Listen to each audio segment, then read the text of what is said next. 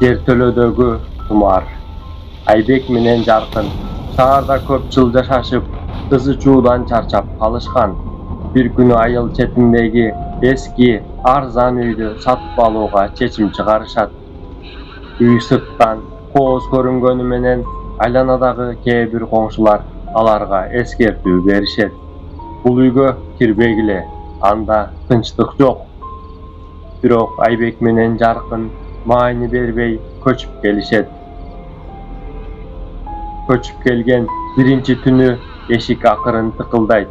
Айбек эшикти ачып чыкканда сыртта эч ким жок.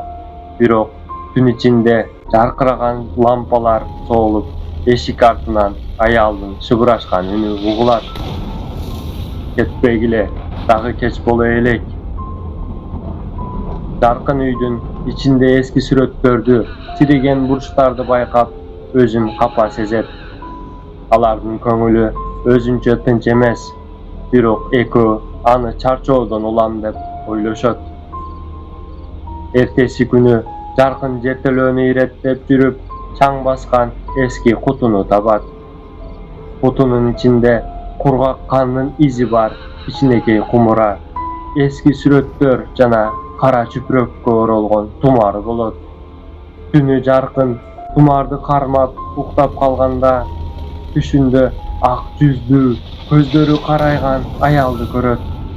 Аял анын кулагына шыбырап айтат: "Мага кайтар, менин тумарымды кайтарып бер".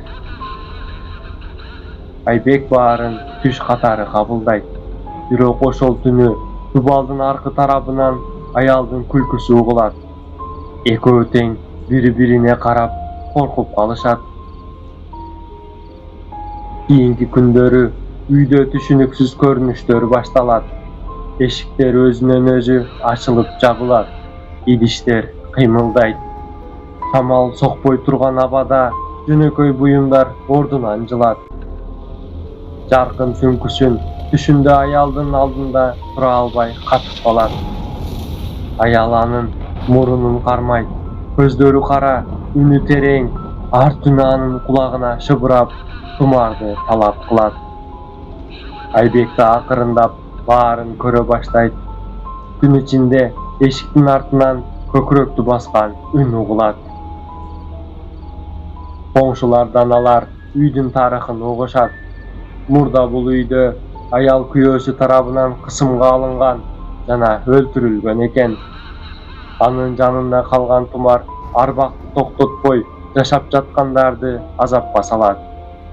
Жаркын тумарды тапкандан кийин аялдын руху кайрадан ойгонгонун түшүнүп, ар түнү түшүндө аялды көрүп, аял аны муунтуп кыйнап жатчу. Акыркы түнү абал чыңалат. Жаркын төшөктө жатканда аялдын узун колдору аны мойнуна кыса баштайт. Жаркын кыйкырып Айбекке жардам сурайт. Айбек жертөлөгө түшүп, тумарды кайра кутуга салышат. Дубалдар титиреп, жертөлөдөн суук шамал чыгат. Арбактын колдору алардын мойнунан кармайт. Үндөр кыйкырып, буттар астынан жылат. Арбактын үнү жаңырып угулат: "Менин азабым бүтпөйт. Силер дагы кетпейсиңер". Эртеси күнү баары тынчып калгандай болду. Үй кайрадан кадимкидей көрүнгөн. Айбек менен Жаркын бул жерден кетүүнү чечишти. Алар жол баштап чыгышканда, жертөлөдөгү куту өзүнөн өзү ачылып, тумар кайра дубалдын арасына кирип кеткендей болду.